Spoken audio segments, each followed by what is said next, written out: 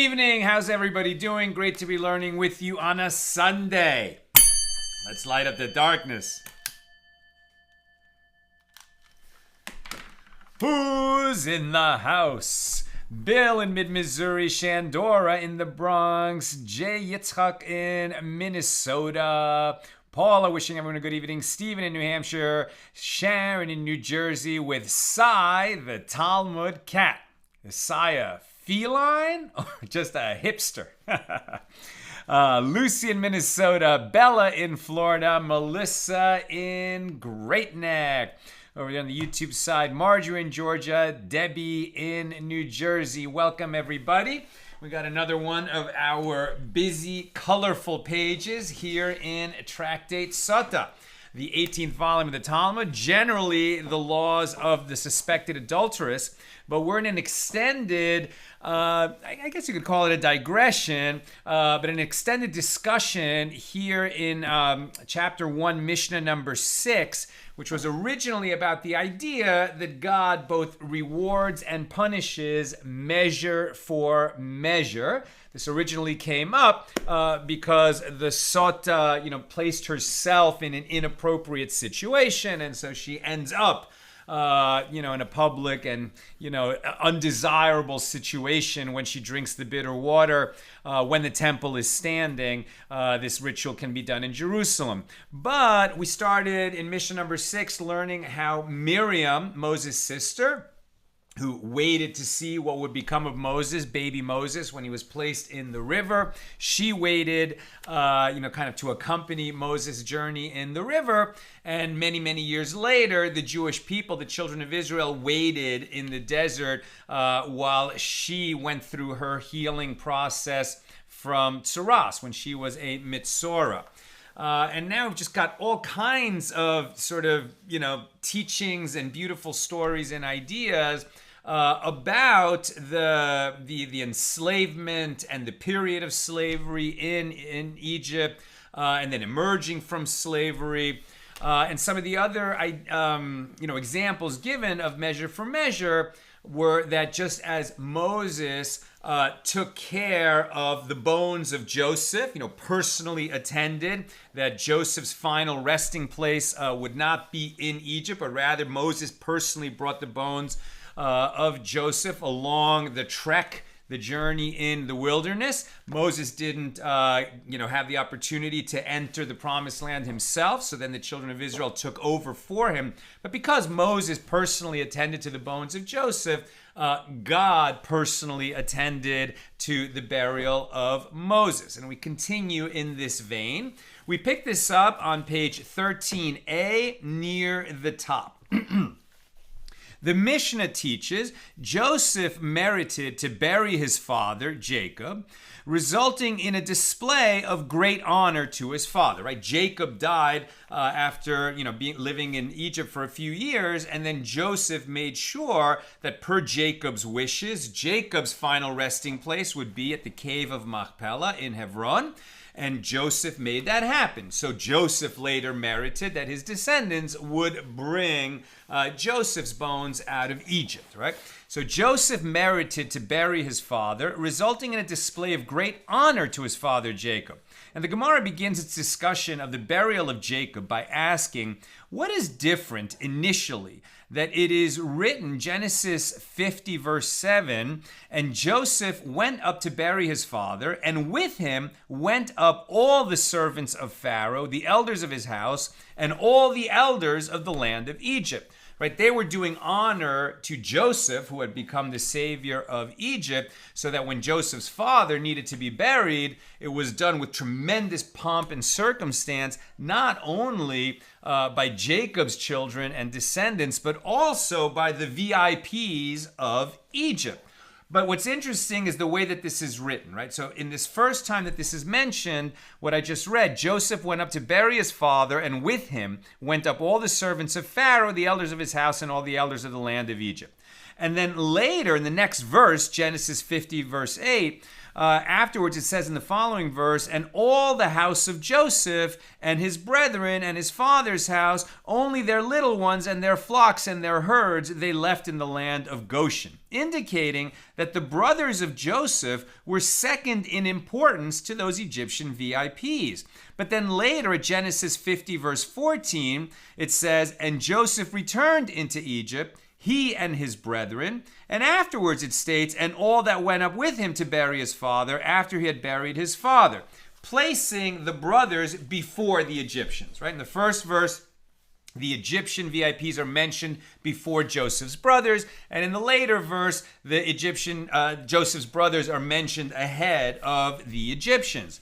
So Rabbi Yochanan says, initially, before the Egyptians saw the honor of the Jewish people, as the Gemara will soon explain, they did not treat them with honor. So the brothers were behind the servants of Pharaoh. And in the end, when they saw how honored the children of Jacob were in the land of, it wasn't Israel yet, but in the land of Canaan. So in the end, when they saw how honored the children of Israel were, they treated Joseph's brothers with honor. And the Gemara explains what honor was accorded to the family of Jacob. As it is written, Genesis 50 verse 10, and they came to the threshing floor of Atad, which is beyond the Jordan, and there they wailed with a very great and sore wailing, and he made a mourning for his father 7 days. Wailing as W-A-I-L-I-N-G, right, crying. And the word Atad is the name, right, it seems to be a place, but the word Atad is also the name of the boxthorn bush. And does a boxthorn bush have a threshing floor? So thorns are not collected and eaten. So Rabbi Abahu says this teaches that they surrounded the casket of Jacob with crowns, like this threshing floor that is surrounded with box thorns, because the children of Esau and the children of Ishmael and the children of Keturah all came to the burial of Jacob. A sage taught initially, so right, who are these people, right? So you understand that when Jacob was buried, it wasn't only Jacob's sons and his grandchildren, etc., who came to honor him at this funeral back in the land that would eventually become Israel, but also other people, right? Jacob's twin brother Esau, he came along with family members. Also Ishmael, the descendants of Ishmael. Ishmael was Isaac's brother, right? Jacob's father was Isaac.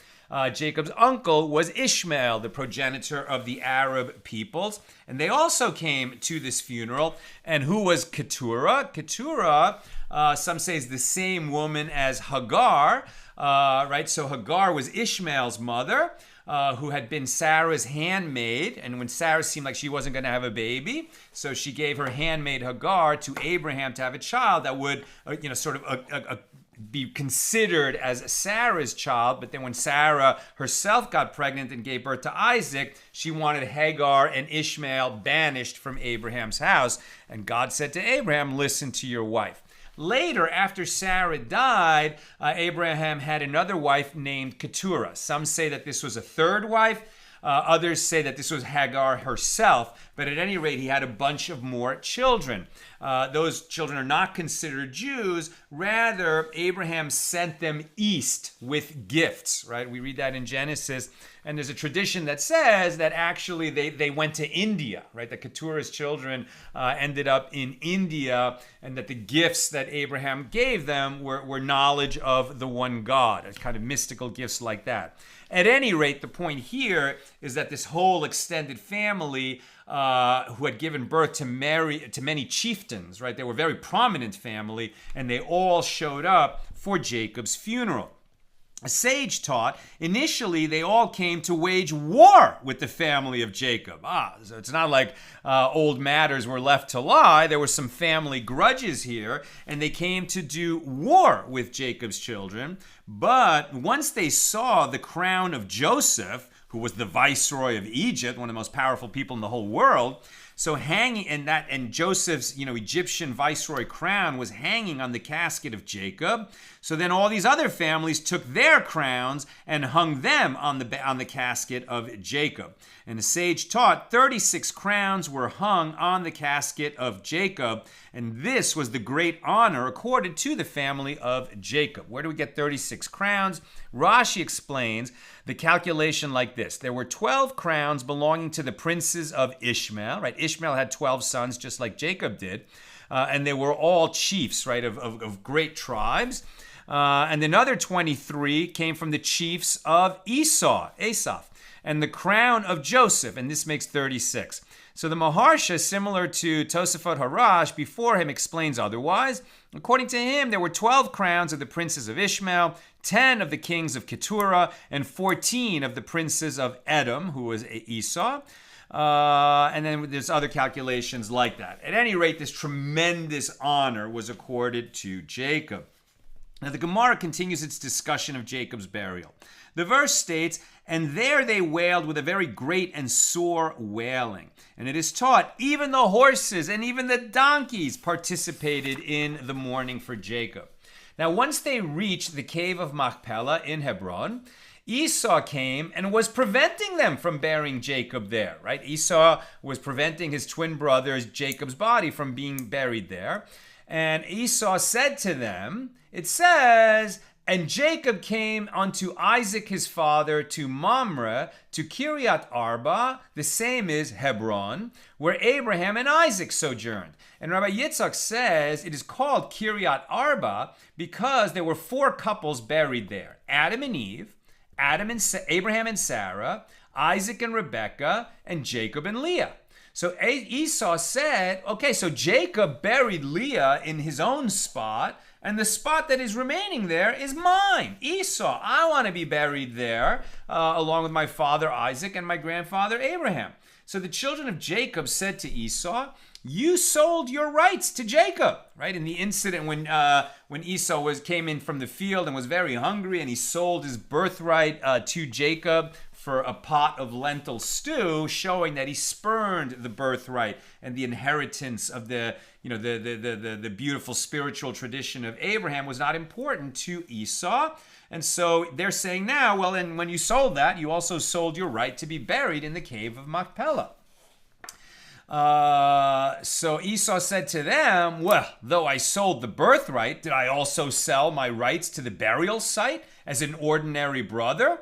And Jacob's sons, the brothers of Joseph, said to him, "Yes, you also sold to Jacob those rights, as it is written that Joseph stated, 'My father made me swear, saying, Behold, I die.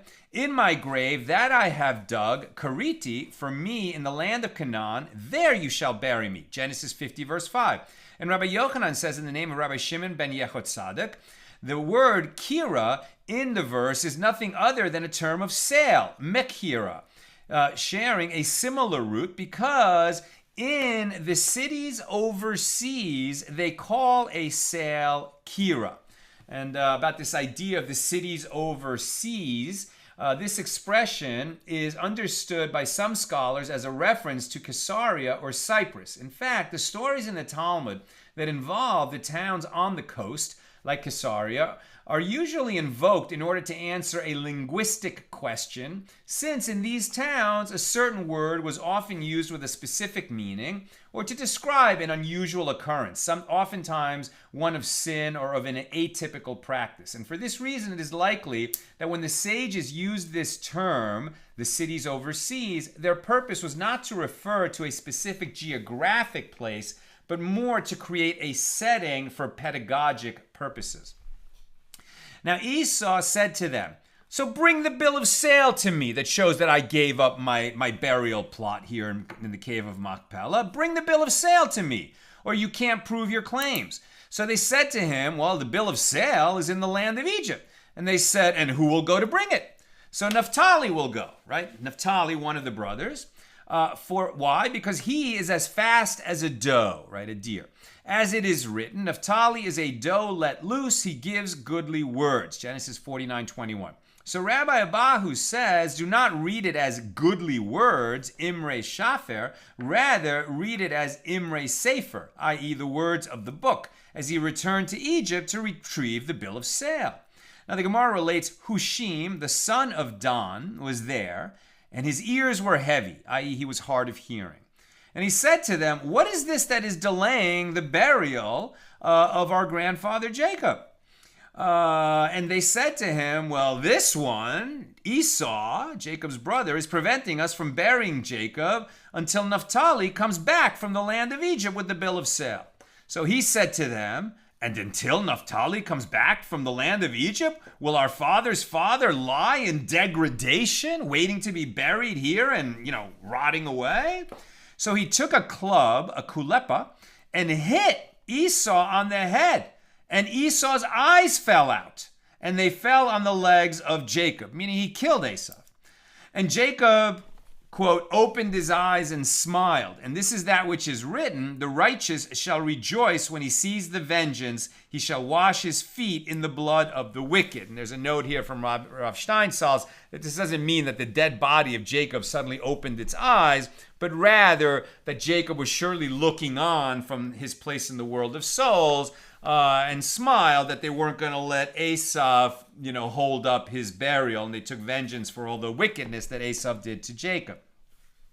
So at that moment, the prophecy of Rebekah, their mother, the mother of Jacob and Esau, was fulfilled, as it is written that Rebekah said to Jacob and Esau, why should I be bereaved of both of you in one day? As Rebekah foresaw that the future bereavement for both her sons would be on the same day. So the Gemara comments, and although their deaths were not on the same day, in any event, their burials were on the same day, as Esau was killed and buried on the same day that Jacob was buried. Now the Gemara returns to discuss the involvement of Joseph and his brothers in the burial of their father.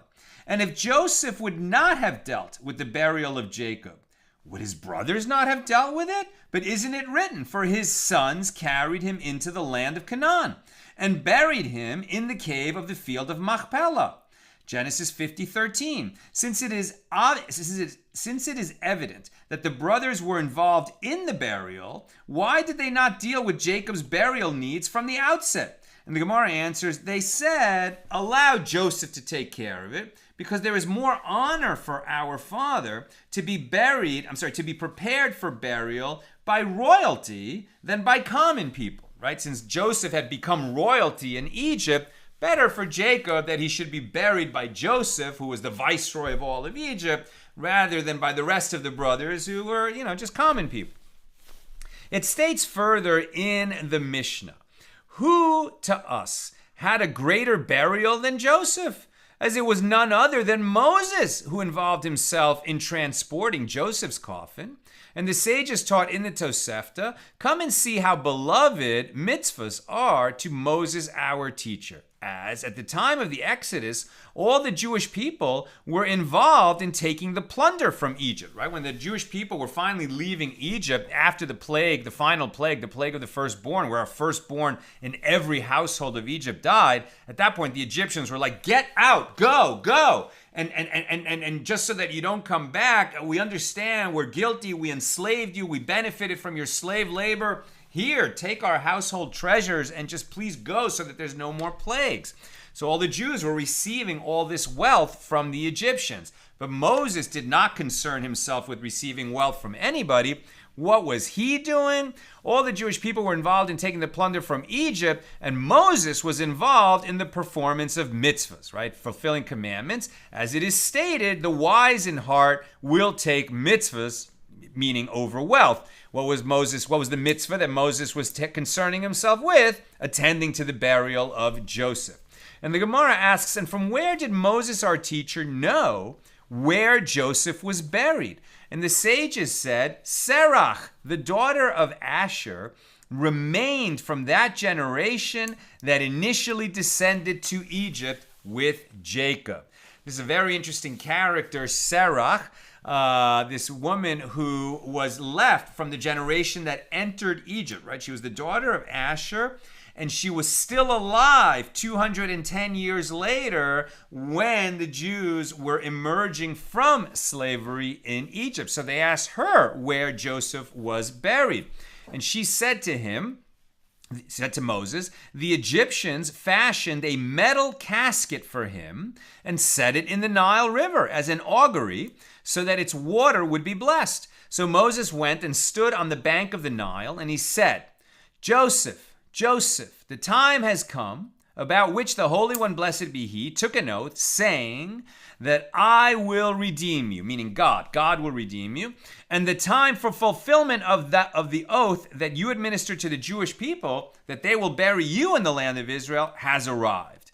So if you show yourself, Joseph, it is good, but if not, then we are clear from your oath. And immediately the casket of Joseph floated to the top of the water, right? This metal casket floated to the top of the water. Says the Gemara, and do not wonder how iron can float, which is funny, right? It's like exactly the right comment, right? Because why would we be wondering why an iron casket could suddenly float to the surface of the Nile River and say, oh, that's not realistic? When we're talking about this in the context of the 10 miracles that were the plagues, the miracle of the parting of the Red Sea, the miracle of the revelation of God's self, giving the 10 Commandments at Mount Sinai, the miracles of the manna and Miriam's well. So is this such a miraculous occurrence alongside those miracles? Nonetheless, the Gemara says, and do not wonder how iron can float, as it is written in the verses describing how Elisha, the prophet, was able to cause iron to float also. You see this in 2 Kings 6, verses 5 and 6. But as one was felling a beam, the axe head fell into the water, and he cried and said, alas, my master, for the axe was borrowed. And the man of God said, where did it fall? And he showed him the place. And he cut down a stick and cast it in there, and the iron floated up. And are these matters not inferred in the Kal V'chomer inference? And just as Elisha, who was a mere student of Elijah, and Elijah was a mere student of Moses, not literally, but he learned all that Moses had transmitted through the generations, as Elijah studied the Torah of Moses, and he was able to cause the iron to float before him. All the more so would iron float before Moses, our teacher himself. Now, the Gemara presents a different version of where Joseph was buried in Egypt. Rabbi Nassan says Joseph was buried in the crypt, Kabarnit, of kings, right, of the kings of Egypt. And Moses went and stood by the crypt of kings and said, Joseph, the time has arrived about which the Holy One, blessed be he, took an oath, saying that I will redeem you, and the time for fulfillment of the oath that you administered to the Jewish people, that they will bury you in the land of Israel, has arrived. So if you show yourself, it is good, but if not, we are clear from your oath. And at that moment, the casket of Joseph shook among the caskets of the kings, and Moses took it and brought it over to himself. And all those years that the Jewish people were in the wilderness, these two arks, one a casket of a dead man, Joseph, and the other the ark of the divine presence, i.e. the ark of the covenant, were traveling together. And passers-by would say, what is the nature of these two arks? And they said to them, well, one is of a dead person and the other is of the divine presence of God. And the passers-by would ask, and in what way is it the manner of a dead person to travel alongside the divine presence? And they said in response, now we're on 13b, this one, i.e. the deceased Joseph, fulfilled all that is written in the other one, right? Joseph fulfilled everything that is written in the Torah. Therefore, it is fitting that the two arks should lie side by side. In other words, Joseph was an entirely righteous person, a tzaddik, and so it made sense for him to ride alongside the Ark of the Covenant. Now, the Gemara asks, and if Moses had not dealt with the burial of Joseph, would the Jewish people not have dealt with it? But isn't it written that after Moses died, quote Joshua 24:32, and the bones of Joseph, which the children of Israel brought up out of Egypt, they buried in Shechem, which indicates that the Jewish people completed the burial of Joseph. And furthermore, if the Jewish people had not dealt with Joseph's burial, would his children not have dealt with it? But isn't it written in the same verse? And they became the inheritance of the children of Joseph, as Joseph was buried in Shechem, which was then given to his descendants. Therefore, the question arises, why did Joseph's descendants initially leave the task of his burial to the Jewish people and Moses, right? Why didn't Joseph's descendants attend to it themselves? So the Gemara answers, well, Joseph's descendants said, leave Joseph for the others. It is more of an honor for Joseph to be buried by the many than by the few. In other words, by the whole Jewish people rather than by just the descendants of Joseph. And furthermore, they said, leave Joseph for others. It is more of an honor for Joseph to be buried by one of the great men like Moses himself than by lesser ones like us. Now, in the aforementioned verse, it states, and the bones of Joseph, which the children of Israel brought up out of Egypt, they buried in Shechem, in the parcel of ground that Jacob bought from the sons of Hamor, the father of Shechem, for 100 pieces of money. Joshua 24:32. And the Gemara asks, what is different about Shechem that they specifically chose to bury Joseph there? And by the way, that is still a place. Joseph's tomb is there. It is almost, hardly ever accessible to Jews because there's a very unfriendly population in what, in the modern city that is formerly called Shechem. Now, Rabbi Chama, the son of Rabbi Hanina, says that the Jewish people said, his brothers kidnapped him from Shechem, and to Shechem we should return his lost body, right? It's in Shechem that, the drama started when the brothers threw Joseph in the pit and then sold him to slavery. Now, the Gemara comments, the verses contradict each other, as it is written, and Moses took the bones of Joseph with him, Exodus 13:19, and it is written elsewhere, and the bones of Joseph, which the children of Israel brought up out of Egypt. So who took the bones out of Egypt? Was it Moses or was it the children of Israel? So Rabbi Chama, the son of Rabbi Hanina, says, anyone who performs a matter but does not complete it, and then another comes and completes it, so the verse ascribes credit to the one who completed it as if he had actually performed the entire act, right? Moses brought the bones of Joseph out of Egypt. Moses personally attended to the bones of Joseph for many years in the wilderness, but because Moses didn't enter the promised land, so then it was the children of Israel who took the bones of Joseph to their final resting place. And in that verse, it says that the children of Israel brought the bones up out of Egypt as if they had done the whole task because they were the ones who merited to complete it. Now, Rabbi Elazar says, with regard to one who initiates performance of a mitzvah, of a commandment, but does not complete it when he is capable of doing so, right? Moses was not capable of completing that task because he couldn't enter the promised land. But when somebody starts a mitzvah and has the possibility of finishing it, but neglects to do so, what happens?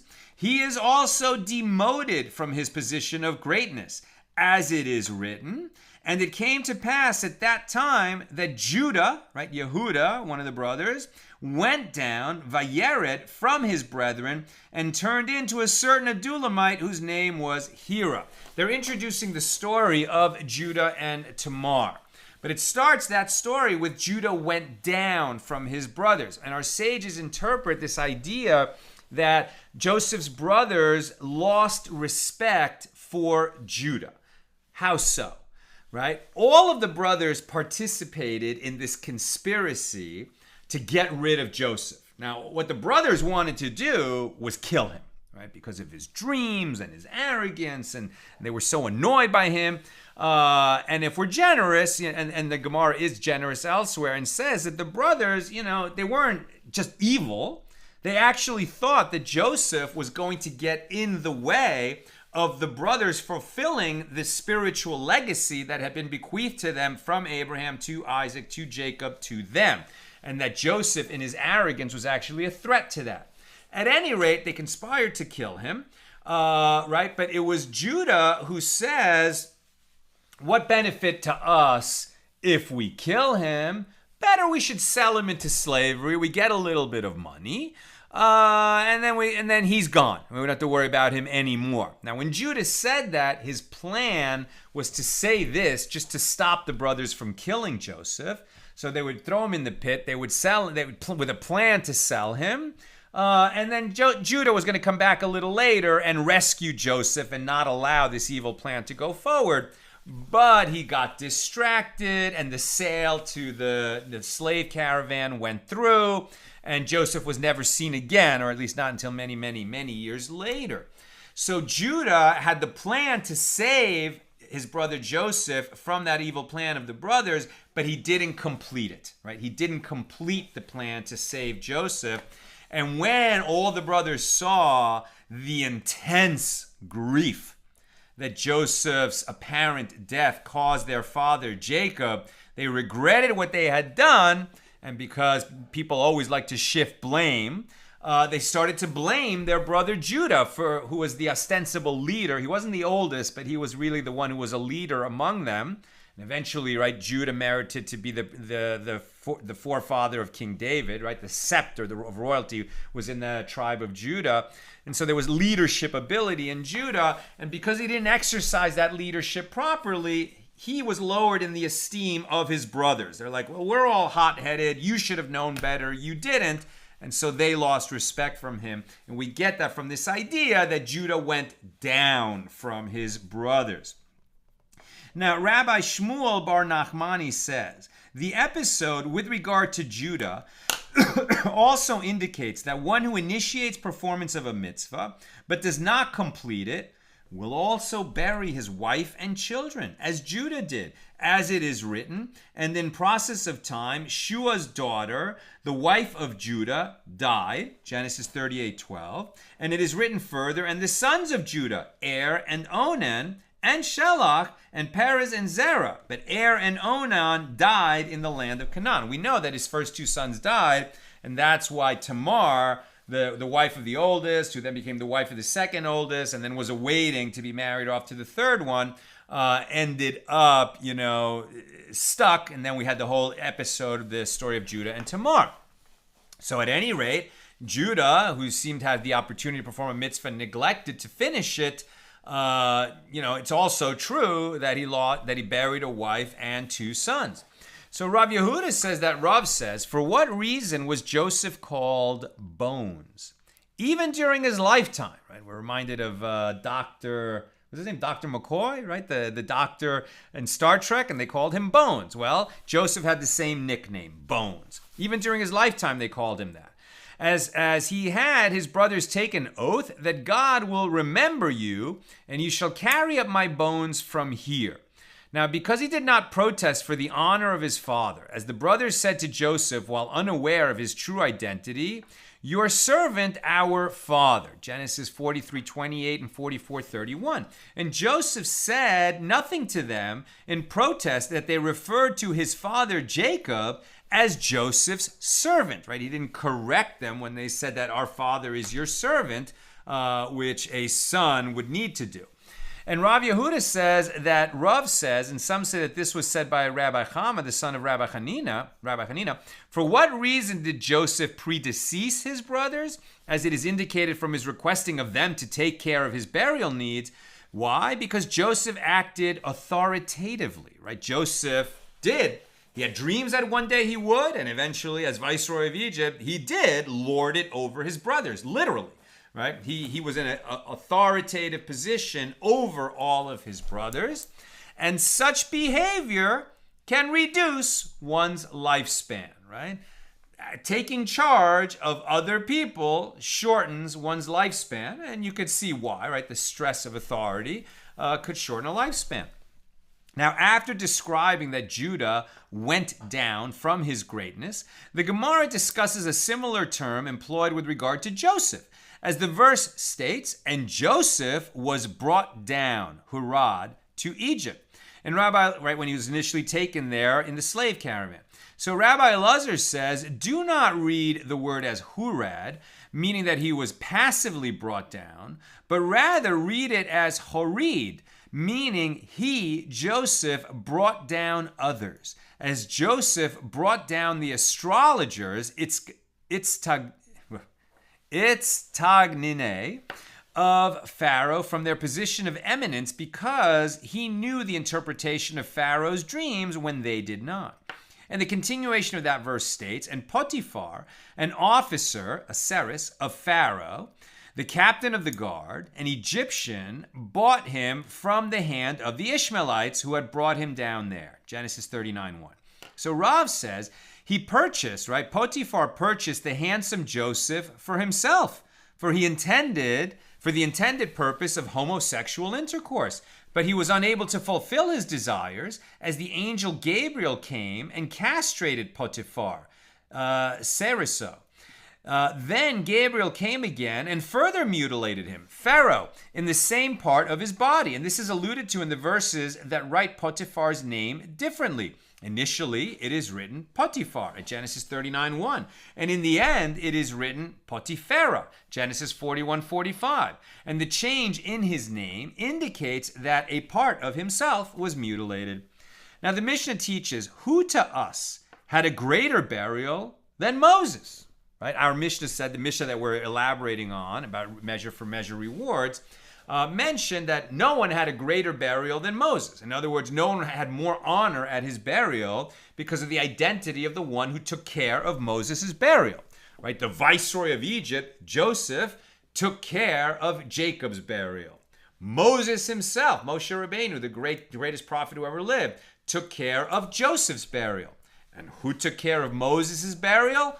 God, God's self. Rav says who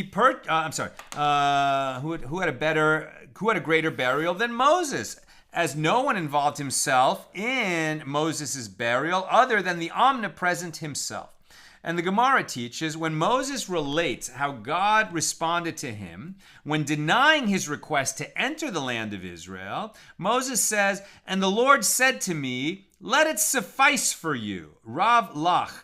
Speak no more to me of this matter." Deuteronomy 3:26. So Rabbi Levi says, Moses proclaimed to the Jewish people when rebuking them with the term Rav, and therefore it was proclaimed to him with the term Rav that he would not enter the land of Israel. So the Gemara explains, he proclaimed with the word Rav when speaking with the congregation of Korach, right, in the rebellion of Korach. You take too much upon you, Rav Lechem, you sons of Levi. And it was proclaimed to him with the term Rav as God denied his request and said, let it suffice for you, Rav Lach, right? So Rav, we're usually using that term to mean teacher, but it really means like the great one who is a teacher. Rav can also mean like a great number, like the multitude, and in that sense, it's a very negative term. Now, alternatively, God's telling Moses Rav Lach was intended to mean you now have a Rav, a master, and who is it? It is Joshua, who has been chosen to lead the Jewish people. Alternatively, God's telling Moses Rav Lach was intended to mean you have a Rav, meaning God, who says that you may not enter the land of Israel. So you must not importune me, God, anymore, so that people should not say, how difficult is the master and how obstinate is the student. And so the Gemara asks, and why was Moses punished so much that he was not allowed to enter the land of Israel, despite being so righteous, right? The most righteous man that ever lived, the greatest prophet the world ever knew.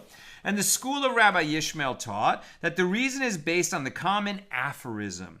Based on the camel, so is the burden. In other words, a person is judged in accordance with his stature, and therefore a righteous individual will be punished greatly due to any sins he committed. And thus, the most righteous person who ever lived would suffer a harsh punishment even over a minor matter like striking the rock rather than speaking to it.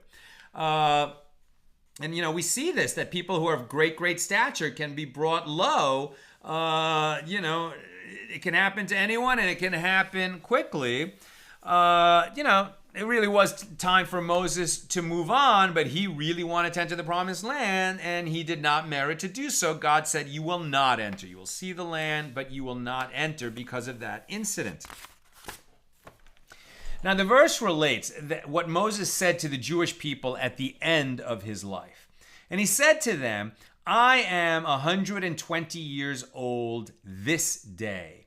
I can no longer go out and come in, and the Lord has said to me, you shall not go over this Jordan River. Deuteronomy 31:2. Now the wording is problematic, as there is no need for the verse to state the term this day.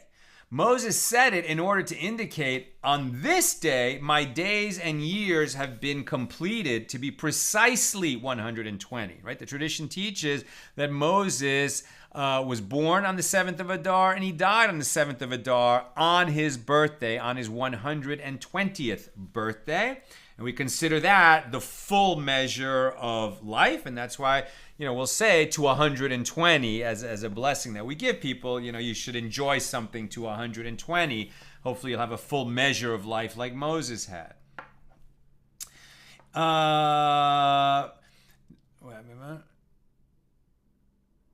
Right, so we're completed to 120. And this is in order to teach you that the Holy One, blessed be He, completes the years of the righteous from day to day and from month to month, as it is written, the number of your days I will fill. Exodus 23:26, indicating that the righteous, the fully righteous, will live out their years fully. Now the verse continues, I can no longer go out and come in, right? Moses says, I can no longer go out and come in. Well, what is the meaning of go out and come in? If we say it means literally that Moses was actually physically restricted from going out and coming in, but isn't it written? And Moses was 120 years old when he died. His eye was not dim, nor his natural force abated. Deuteronomy 34:7, indicating that he was at full physical strength. And it is written further, and Moses went up from the plains of Moab to Mount Nebo. And it is taught in a Baraisa, there were 12 steps there to ascend the mountain, and Moses stepped over them all in one step, also indicating that he was at full physical strength. So Rabbi Shmuel Bar Nachmani says that Rabbi Yonason says, the verse means that he could no longer go out and come in with the words of Torah. And this teaches that the gates of wisdom were closed off to him, really signaling that it was time for him to move on. And the verse discussing when Joshua was appointed to be the successor of Moses states, quote, and Moses and Joshua went and presented themselves in the tent of meeting, Deuteronomy 31:14. And a sage taught that Shabbos, when Moses died, was a day of two pairs, deo zugei, i.e. two wise men, Moses and Joshua, serving together in one place. Authority was taken from one and given to the other. And it is taught in a Baraisa that Rabbi Yehuda said, if not for an explicitly written verse, one could not say what is written there with regard to the death and the burial of Moses. Where did Moses die? In the portion of Reuben, as it is written, and Moses went up from the plains of Moab to Mount Nebo. And it is known from elsewhere that Nebo is situated in the portion of Reuben, right? Each of the 12 tribes received a portion in the land of Israel, but Reuben and Gad, and I think in a portion of Ephraim, right, wanted to stay on the east side of the Jordan because that land was good for their flocks and cattle. And it is known from elsewhere, so Nebo was this Mount Nebo, where apparently, we don't know exactly where, of course, because Moses' burial place is unknown, but it was somewhere around this Mount Nebo, and Mount Nebo is in Reuben. So it seems that Moses was buried in Reuben, which would accord a greater honor to the tribe of Reuben than the other tribes had. As it is written, and the children of Reuben built Heshbon and Elealeh and Kiriatham and Nebo. Now the name is also expounded. It is called Nebo, for three prophets, Nevi'im, died there, Moses and Aaron and Miriam. Now Rabbi Yehuda continues, and where is Moses buried? In the portion not of Reuben, but of Gad, as it is written in the blessing of Moses to the tribe of Gad. And he chose a first part for himself, for there a portion of a ruler was reserved, Deuteronomy 33:21. Indicating that Moses, the ruler, is buried in the portion of Gad.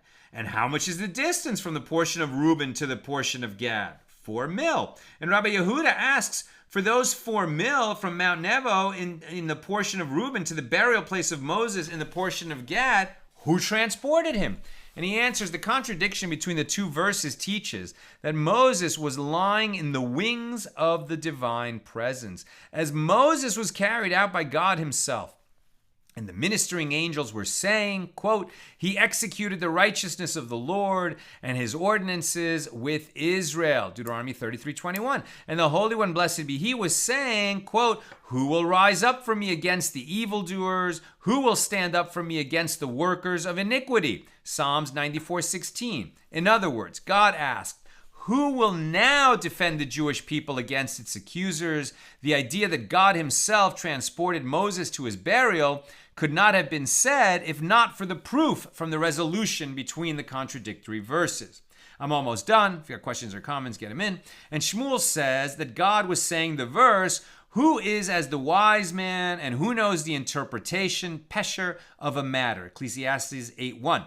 Referring to the greatness of Moses, who was able to forge compromises, pesharim, between God and the Jewish people, right? Moses several times advocated on behalf of the Jewish people, who God was so frustrated with him and said, God literally said, enough with these people, I'm going to wipe them out. And Moses, I'll build up a new nation from your descendants. And Moses said, if so, then write me out of your book. I don't want that. People will say that you took the children of Israel out of Egypt just to kill them in the wilderness. Save the Jewish people. And he prevailed, right? But now that Moses was gone, who would become this advocate for the Jewish people when they never, sadly would stray in the future? Who would advocate on their behalf now that Moses is gone? And Rabbi Yochanan says that God was saying the verse, wisdom, where can it be found? Job 28:12. And Rav Nachman says that God was saying the verse, and Moses, the servant of God, died there. Deuteronomy 34:5. And Simalion says that God was saying, and Moses, the great scribe of Israel, died there.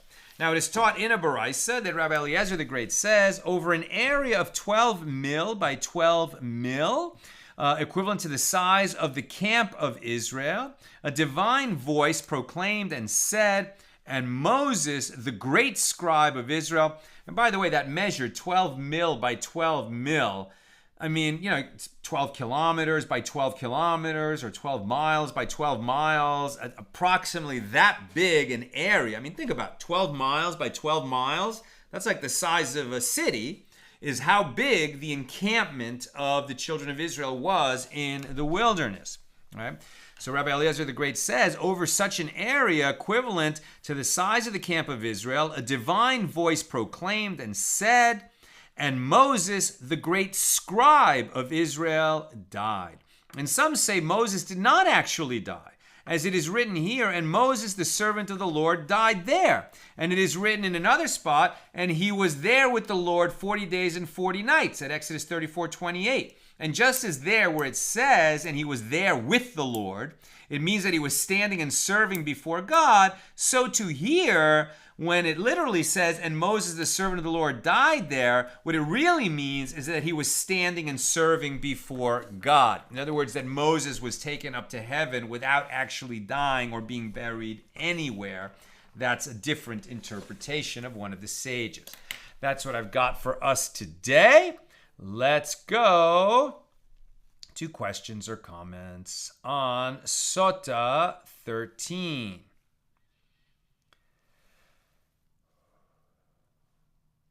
Here we go. Bill, while it may be true that taking responsibilities for others results in a shorter life, I wonder if there's not another comment here on arrogance and humility, especially when in relation to Moses, the most humble of men, who lives to the perfect age of 120. For God had ordained both Moses and Joseph to lead. But Joseph, if we may be candid, perhaps was rather keen on the idea of being lauded above his brothers, right? He's just like, oh, I dreamed a dream that everybody was bowing down to me, right? And it was kind of enjoyable to him to say that, at least at a young age. So he was keen on the idea of being lauded above his brothers. So even his father, not correcting his brothers when they called Jacob your servant. And by contrast, Moses never lords it over Israel. Korach's false accusations notwithstanding, save when they drive him to it by their disobedience to God.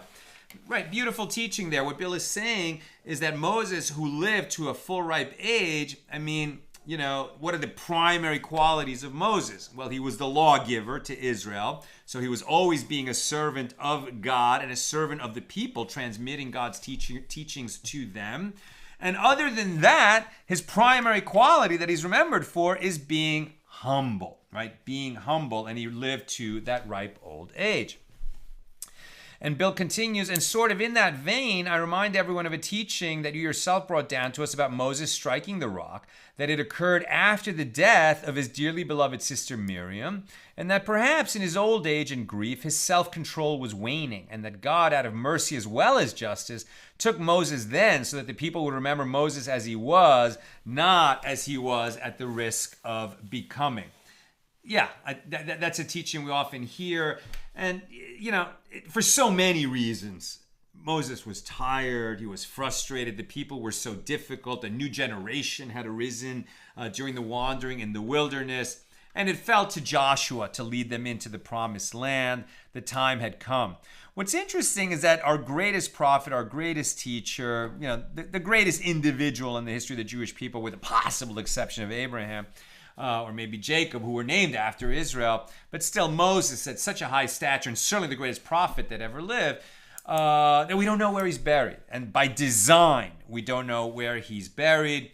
And perhaps God was also, sort of recollecting how when Moses was late coming off the mountain, the people freaked out, right, and needed to replace him, not replace God, but replace Moses with the golden calf, right? Replace him with an idol, what they were used to in terms of being a connection with themselves and the more powerful world above.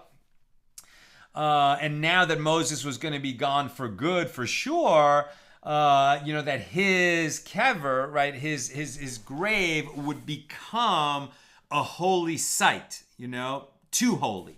In other words, God didn't want to create a place where people might be tempted to come and not ask Moses to pray with them or for them, but rather they might start to pray to Moses. And against that possibility, perhaps that's why God decreed that Moses' burial place would be secret, known only to God. Marie says, didn't they say that Moshe wrote a name of Hashem and ox on a piece of gold and threw it in the Nile, and then the casket came up? Maybe that's a midrash somewhere else, but we had these two teachings here that he just spoke, right? He just spoke to the casket. Joseph, you adjured us that we should take your bones out of Egypt. Well, the time has come. We don't know where you're buried, so reveal yourself. And whether that was in the Nile or whether that was in the Crypt of Kings, those are the two possibilities given here. The story that you're referring to, I'm not familiar with. Maybe that's somewhere else in the Talmud. Okay, and one last question from Joseph, a little bit off topic. He's asking a practical question. He says, when I study, I tend to go in too many curious directions. Is there a way I can systematically go to more commentaries on the Talmud so I can stay in line with the tradition? I'm sure there are many other references other than Rashi or Steinsaltz that are a great help. So, if you want it for free, in Sepharia, there definitely are classic sources given for each of the passages of every page of Talmud. And if you want to invest a bit, so get the Art Scroll. The Art Scroll is wonderful for giving in the footnotes all the classic commentaries on every passage of the Talmud. And the Art Scroll doesn't have to be so expensive because there's kind of like small paperback editions of every volume. And it's also possible to purchase it digitally, although you can't use that on Shabbos, but it has all those same linkages. And that's why I myself will definitely sometimes prepare, sometimes from the Koran with Rav Steinsaltz's commentary, and sometimes from the Art Scroll. If possible, it's great to have both. That's what I've got for us today. With God's help, we'll be together again tomorrow night, Monday at the regular time, 6 p.m. Pacific, for Daf 14 here in Tractate Sotah. Have a great night.